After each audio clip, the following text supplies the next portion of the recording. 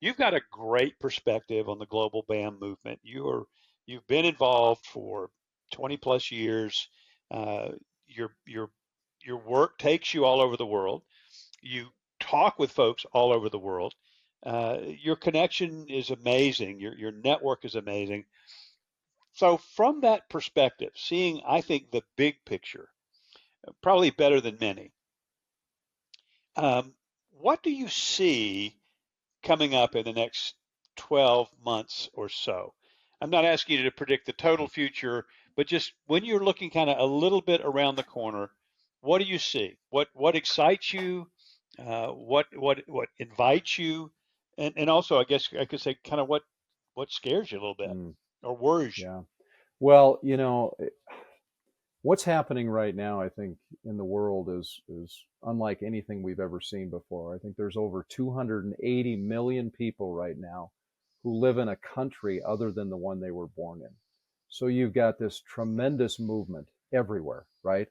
And our focus at IBEC has always been, our sweet spot has always been the 1040 window. That's where we feel like God has called us. He's called us to the tough areas of the world, and we still do that. I mean, that's where we go. However, there are areas outside that corridor that need our help, and places like Eastern Europe, which, Mike, you and I have been to Eastern Europe. We know what's going on in Romania. We know how God is just doing amazing things there. Down in Brazil, other parts as well. So I would say the one that really opened my eyes recently is, we've got a lot going on right here in the United States. Down in, a good example is down in Clarkston, Georgia. Clarkston is Hmm. often referenced as the most diverse square mile in America. And I got a call from a young guy who wanted to start a tea business down there, right in the heart of this mile. And so we've come alongside him to help him really build and grow this business. And it was just a confirmation on, and you and I talk about this all the time, is that we don't have to go to the ends of the earth to see where God needs our help, to see where these businesses need our help. I think that there are, I've got another gentleman that I'm working with down in Texas who's got a model that's going to change the school system down there. And the immigrant population has provided this opportunity for us to bring business's mission right into our own community. And so Hmm. that's where I see. So I think there's a lot of people out there right now. Like I said at the beginning, my prayer here today is really for men and women to say, you know what, it's time for me to get in the game. I got to get a hold of Mike. I got to get a hold of Bob. They can connect me with the people. Here's what I want to do, and let's help them do it. But there's also business opportunities for us to bring Christ into businesses right down the street. We don't have to say, well, you know what, I'm not going to go overseas. It's really not my calling, but I'll give to the church, and here's my check, and I'm kind of done. And no, it doesn't work that way. There's people right here who need our help. And so my answer to your question is really pretty simple. We have to take the blinders off at a local level. BAM is everywhere in the world. There's opportunities all over the world for us to change these communities through business, to bring to bring him into these communities by creating jobs, and to build excellent companies that reflect Jesus. And it may be in the 1040 window, but it may be right down the street. And I think that's what You know, excites me about it.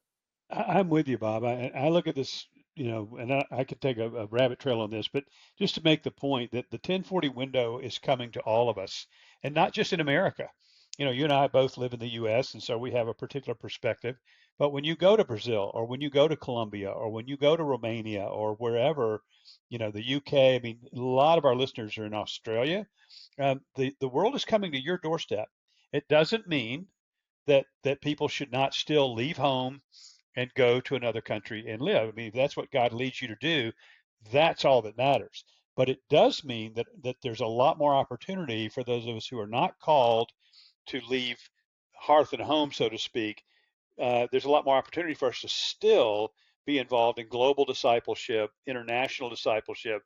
And when you see people from Afghanistan, or you see people from Turkmenistan, or some of the other places in the 1040 window, they're they literally are down the street. And just a quick, I'll add on to what you say, and then I'm going to give you the last word, kind of the last word. The the other thing we run into is that when you say, well, yeah, they're down there, I don't know how to walk down there and strike up a conversation. I don't know how to share the gospel with an Afghani. Okay, fine.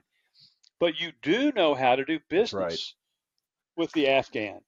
And in that context, when they begin to see Jesus in us, Hmm. is when they began to ask questions. And that to me still is as biblical as the day is long for most people to be ready to give an explanation, Peter says, of the hope that is within us. Well, that implies that you're being asked, Yeah. what's different about you? Why are you joyful in hard times? Why are Yeah. you honest? Why are you nice to me? I mean, that's the to me the beauty of it. All Yeah. right, so Bob, we're going to come in for Yeah. landing. Final word, word of wisdom, word of exhortation, word of encouragement to our audience, literally around the world. And you've already said get in the game many times, so I'm not going to give you that one. Yeah. You got to come up with something else. Yeah. What would you say to this group as sort of your parting shot? Yeah, I think there's two things that come to mind for me when I think of just really taking BAM to the next level, Mike. Um, I did say, everybody's got to be part of this, and I'll set that one aside. But there's two other things. One is we've got to find a way to deploy capital. We've got to find a way, and what I would encourage investors who are out there today. You hit the nail on the head. It doesn't have to be a $500,000 that you're investing. I mean, I told you the story about the young man in Tanzania with a $10,000 investment. These opportunities are everywhere, and we can help with that with TriVenture. We've launched a lot of businesses through TriVenture that would have never been launched any other way. I really believe that, and I really believe that that's why God had us do that. And so it's the deployment of capital. So I think that's got to be something that's really really on the top of mind for investors out there. We can help you with that, and we're looking for excellent businesses that match up with where your heart is. So that's one thing. The second is I think we've got to get the young people into this. We've got to have a succession plan. You and I aren't going to be doing this forever, and other men and women like us. We've got to get the young people that say, you know what, this is beautiful. I've been introduced to business's mission at a young age. There is a third path. I don't have to go the secular route. I don't have to go back to seminary. I can take my gifts to the people anywhere in the world for the kingdom. And so I would just say for young people, we've got to pass the baton. We've got to get them into the game with us, but then more importantly, hand the baton off to them so they can run with it. Because I do think that succession plan right now is really going to be critical for the momentum that we're building right now, but really to take it to the next level. And I think young men and women are going to be able to do that. So I just if you're out there, get a hold of us because we really want you to be part of this. It's exciting, and to be able to do it at the beginning of your career rather than towards the end is just an amazing blessing. Take advantage of it. Yeah, well said, Bob. Thanks so much.